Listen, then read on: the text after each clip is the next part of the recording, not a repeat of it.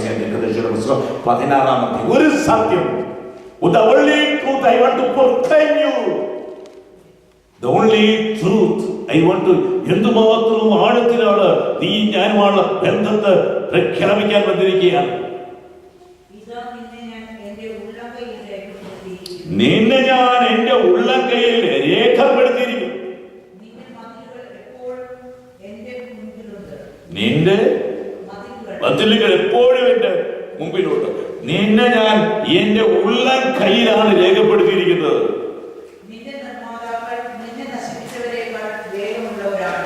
യേശുവേ സ്തോത്രം, ദൈവമേ സ്തോത്രം, യേശുവേ സ്തോത്രം, ദൈവമേ ആരാധന.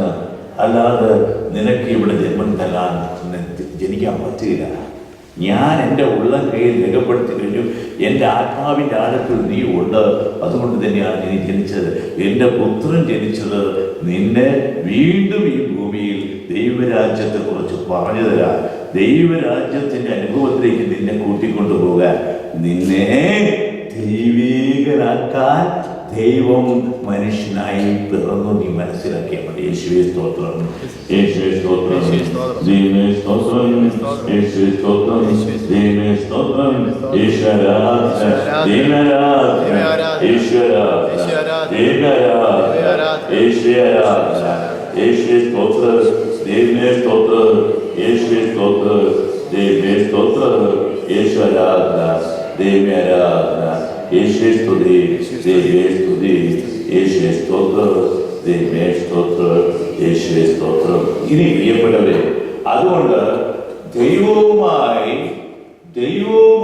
ബന്ധമില്ലാത്തതെല്ലാം തന്നെ പാപകരമാണെന്നാണ് പൗലോസ് അപ്പോസ്തലൻ പറയുന്നത്. ദൈവം വന്നിരിക്കുന്നത് ദൈവവുമായിട്ട് നിന്നെ വളരെയേറെ ആഴത്തിൽ ബന്ധപ്പെടുത്താനായി.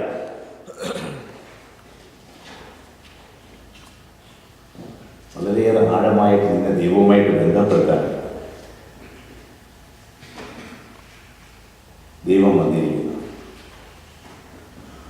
റോമക്കാർക്ക് എഴുതിയ ലേഖനം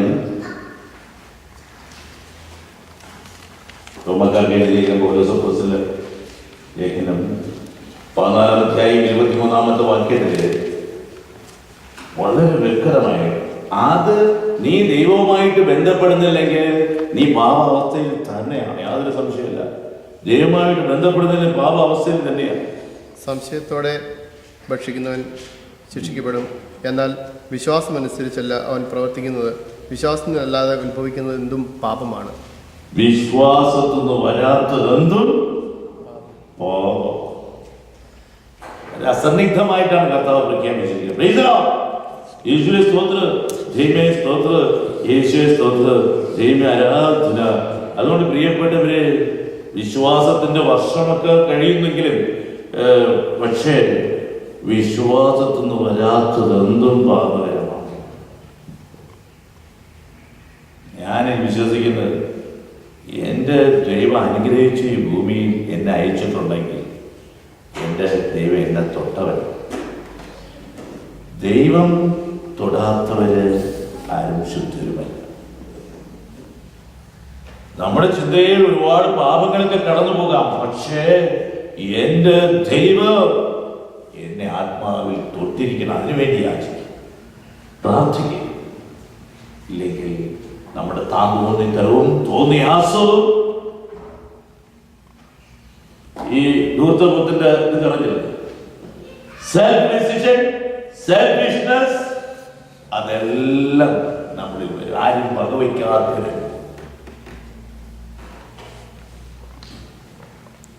യേശുവേ സ്തോത്രം, ദൈവമേ സ്തോത്രം, യേശു ആരാധന, ദൈവമേ ആരാധന, യേശു ആരാധന. കർത്താവ് ഈ മണ്ണിൽ വന്നത് അവനോട് നമ്മൾ അലിഞ്ഞു ചേരാനുള്ള ഒരു ദൈവവിളിയുമായിട്ട് വരുന്നതാണ്. കർത്താവ് ഈ മണ്ണിൽ വന്നത് ഈ ജനമെല്ലാം അവരിൽ അണിഞ്ഞു ചേരാനുള്ള ഒരു ദൈവവിളിയുമായിട്ടാണ് വന്നത്. ഇത് ഈ പുതിയ നിയമത്തിൽ മാത്രമല്ല, പഴയ നിയമത്തിൽ വളരെ വ്യക്തമായിട്ടുണ്ട്.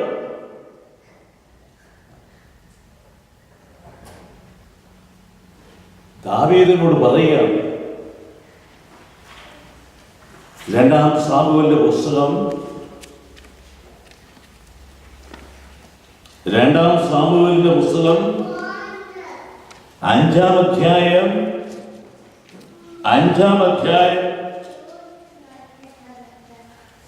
1-ും 2-ഉം 3-ഉം വായിക്കുക. ഇസ്രായേൽ ഗോത്രങ്ങൾ ഹെബ്രോണിൽ ദാവീദിന്റെ അടുത്തു നിന്ന് പറഞ്ഞു, ഞങ്ങൾ നിന്റെ അസ്ഥിയും മാംസവുമാണ്. ഞങ്ങൾ നിന്റെ അസ്ഥിയും മാംസവുമാണ്. സാവൂൾ ഞങ്ങളുടെ രാജാവായിരുന്നപ്പോൾ പോലും നീ എത്ര ഇസ്രായേലിനെ നയിച്ചത്? സാവൂൾ ഞങ്ങളുടെ രാജാവായിരുന്നപ്പോൾ പോലും ഞങ്ങൾക്കെല്ലാം ആത്മാവിന്റെ ആഴത്തിൽ ഇഷ്ടപ്പെട്ടത് ദാവീദേ നീയാണ്. എന്തൊരു മനോഹരമായി! നീ ഞങ്ങളുടെ അസ്ഥിയും മാംസവുമാണ്. ഈ ഒരു പ്രഖ്യാപനം, ജനത്തിന്റെ വരുന്ന പ്രഖ്യാപനം, രാജാവായ ദാവീദും ജനവും തന്റെ മാംസത്തിലും പച്ചയിലും അലിഞ്ഞു ചേരാനുള്ള ഒരു ദൈവവിളിയാണ്. ആ വിളിയാണ് ദാവീദിന്റെ പുത്രനായി യേശുവും ഈ ഭൂമിയിൽ വന്നിട്ട്, ഇതാ എന്റെ ശരീരവും എന്റെ രക്തവും നിങ്ങൾ വാങ്ങി ഭക്ഷിക്കുകയും പാനം ചെയ്യുകയും ചെയ്യുവിൻ എന്ന് പറയുമ്പോൾ ഞാനും ഈ ജനവും ഒന്നായി തീരാൻ കൊതിക്കുന്നതിന്റെ വലിയ സന്ദേശമാണ്. യേശുവേ സ്തോത്രം, ദൈവമേ സ്തോത്രം, യേശുവേ ആരാധന, ദൈവമേ ആരാധന, പരിശുദ്ധനെ ആരാധന, എന്റെ കർത്താവേ ആരാധന, എന്റെ ദൈവമേ ആരാധന, എന്റെ യേശുവേ ആരാധന, കരുണയുള്ള ദൈവമേ ആരാധന, യേശുവേ സ്തോത്രം, യേശുവേ സ്തോത്രം, ദൈവമേ സ്തോത്രം. അപ്പോ അവനിലോട്ട് കയറുമ്പോൾ നമ്മൾ നിത്യത അനുഭവിക്കുന്നു. അവന്റെ വരവ് നിത്യതയുടെ വരവാണ്. ഇവിടെ അതിനുള്ള നിത്യതയുടെ ഒരു പാട്ടുണ്ട് നിങ്ങളുടെ കയ്യിൽ, എനിക്കതറിയില്ല. നിത്യതയിലോട്ട് കടന്നു വരിക, നിത്യതയുടെ നിറവ് നമുക്ക് കടന്നു വരുന്ന ഒരു ഭാഗമാണ്.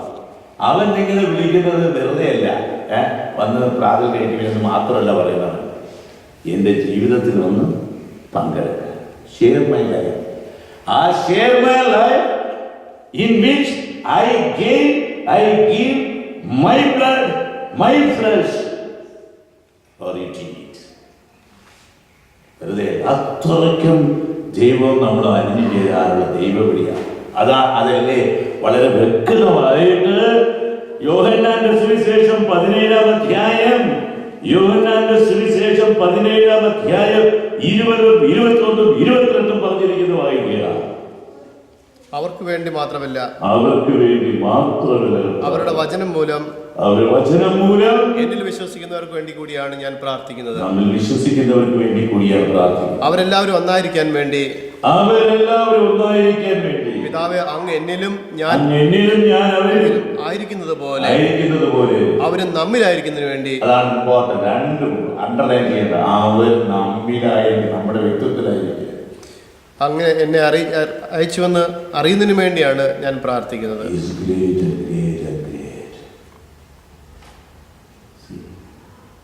Unreserved invitation ആണ്. Unreserved invitation through the prayer he requests God the Father. നമുക്ക് വേണ്ടി നമ്മളിൽ അവരൊന്നായിരിക്കണം, അവരും ആദ്യം ഒന്നായിരിക്കണം, എന്നിട്ട് അവരെല്ലാവരും നമ്മളിലും ഒന്നായിരിക്കണം. അതാണ് നിത്യതയുടെ മഹത്വം. നിത്യത തീർക്കുന്ന നിമിഷങ്ങളിൽ സ്വർഗം തുറക്കുന്ന നിമിഷങ്ങളിൽ മറ്റൊരു ദൈവവും ഈ ത്യാഗവേദി നിത്യം ലയിക്കുന്ന നിമിഷങ്ങളിൽ, നിത്യത തീർക്കുന്ന നിമിഷങ്ങളിൽ, സ്വർഗം തുറക്കുന്ന നിമിഷങ്ങളിൽ മറ്റൊരു ദൈവവും ഈ ത്യാഗവേദിയിൽ നിത്യം ലയിക്കുന്ന നിമിഷങ്ങളിൽ, നിത്യത തീർക്കുന്ന നിമിഷങ്ങളിൽ, സ്വർഗം തുറക്കുന്ന നിമിഷങ്ങളിൽ. യേശുവേ സ്തോത്രം. ആ നിത്യതയിലേക്ക് കൂട്ടിക്കൊണ്ടുപോകുന്ന ഒരു നിമിഷമാണ്. അവൻ നമ്മുടെ മുമ്പിൽ, അതാണ് ഞാൻ നിങ്ങൾക്ക് പറയുന്നത്, knowing God is simply knowing God. Knowing God is not simply knowing God as we know some other person. It is not simply knowing God. Knowing God is owning God, experiencing Him. ദൈവത്തെ ഞാനൊരിക്കലും പണ്ട് മുട്ടുമേൽ നിന്ന് ഞാൻ എൻ്റെ റൂമിനകത്ത് പ്രത്യേകം പരിശുദ്ധ തിരുക്കുരിശിനും മാതാവിൻ്റെയും രൂപവും വെച്ച് ഞാൻ പ്രാർത്ഥിക്കുമായിരുന്നു. പണ്ട് നമ്മുടെ യേശുവേ, ഞങ്ങളുടെ ദൈവമേ, ഞങ്ങളുടെ ദൈവമേ, ഞങ്ങളുടെ ദൈവമേ എന്നൊക്കെ ഞാൻ പറഞ്ഞു. ഒരിക്കൽ കർത്താവിൻ്റെ ദേഷ്യം വന്നു. ഈ ഞങ്ങളുടെ ദൈവമേ, ഞങ്ങളുടെ ദൈവമേ എന്ന് പറയും. എന്റെ ദൈവമേ എന്ന് പറ. നീ എന്നെ പൂർണ്ണമായിട്ട് സ്വന്തമാക്കുക. എല്ലാവരും അങ്ങനെ പറയാമെന്ന് ഞാൻ ഇഷ്ടപ്പെടുന്നത്. എന്റെ ദൈവമേ, എന്റെ ദൈവമേ പറഞ്ഞോളെ. എന്റെ ഒള്ളി കോടെന്ന് പറഞ്ഞാൽ കുഴപ്പമില്ല. ഈ ലവ്സ് ഇത് നമ്മുടെ ആത്മീയരുടെ ഒരു പ്രത്യേകത ഉള്ളത്. ആത്മീയരുടെ ഒരു പ്രത്യേകത എന്ന് പറയുമ്പോൾ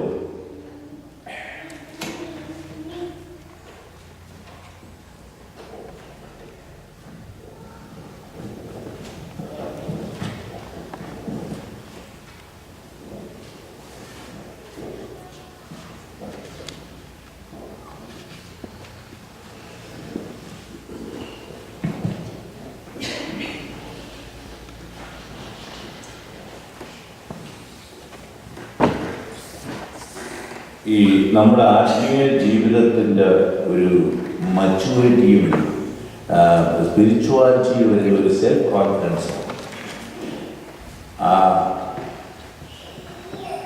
ആ സെൽഫ് കോൺഫിഡൻസിൽ നമ്മൾ ഓരോരുത്തരും നമ്മുടെ സ്പിരിച്വൽ ഐഡന്റിറ്റിയെ ഡിസ്കവർ ചെയ്യും. ഈ സ്പിരിച്വൽ ഐഡന്റിറ്റിയെ ഡിസ്കവർ ചെയ്യുമ്പോൾ ഉണ്ടാകുന്ന ഒരു ഭാഗമാണ് ഞാൻ നേരത്തെ പ്രാർത്ഥിച്ചപ്പോൾ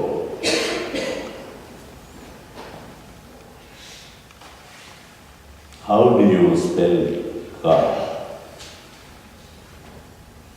how do you name Jesus. നിങ്ങൾ സ്വയം ചിലപ്പോൾ പറയും എൻ്റെ അപ്പച്ചാന്ന് വിളിക്കില്ല, എൻ്റെ പിതാവെ വിളിക്കില്ല. സി, നിങ്ങൾക്ക് എത്രത്തോളം സ്നേഹത്തോട് വിളിക്കാൻ പറ്റുമോ അത്രത്തോളം നിങ്ങളുടെ ഇന്റിമസി ഉണ്ട്. ഈ ഇന്റിമസി വളരെ ഇമ്പോർട്ടൻ്റ്.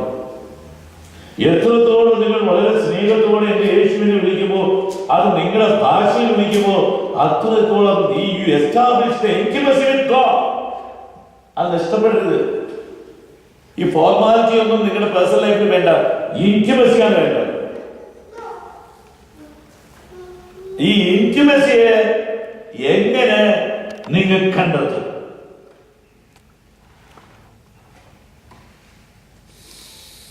കർത്താവ് വളരെയേറെ ഇന്റിമസി ഉള്ളവരായി. അതിലേ പറഞ്ഞു 16-ാമത്തെ വാക്യത്തില്, ഞാൻ ഐശ്വര്യത്തില് ഞാൻ എൻ്റെ ഉള്ളക്കൈയിൽ നിന്നെ രേഖപ്പെടുത്തിയിരിക്കുന്നുവെങ്കിൽ how God is so intimate with you. നമ്മളെവിടെയാ ഇന്റിമസി ഉണ്ടാക്കുന്നത്? അതുണ്ടെങ്കിൽ നിന്റെ കാര്യങ്ങളെല്ലാം make yourself intimacy with God. അതുകൊണ്ടാണ് ഞാൻ പറയുന്നത്, നമുക്ക് ഇഷ്ടപ്പെട്ട നല്ല പേര്. ഇന്ന് നമ്മളെ ആളുകൾ പട്ടപ്പേര് വയ്ക്കാൻ എന്തുമാത്രം, കള്ളപ്പേര് വയ്ക്കാൻ എന്തുമാത്രം നമ്മൾ ഓടും. ഇഷ്ടം. ഞങ്ങളുടെ ക്ലാസ്സിൽ സർവത്ര ടീച്ചർമാർക്കും പട്ടപ്പേരുണ്ട്, കള്ളപ്പേരുണ്ട്. പിള്ളേർ ഇവിടെ നിന്ന് അടിച്ചങ്ങ് കൊടുക്കുന്നതാണ്. പക്ഷെ അത് എന്തിൻ്റെ അടയാളമാണ്? പക്ഷേ ഇന്റിമസി ആയിട്ട് വരുമ്പോ ഒരിക്കലും ആ പേരുകൾ വരില്ല. ഇന്റിമസിക്ക് ഓപരത്വം തുറക്കുന്നു.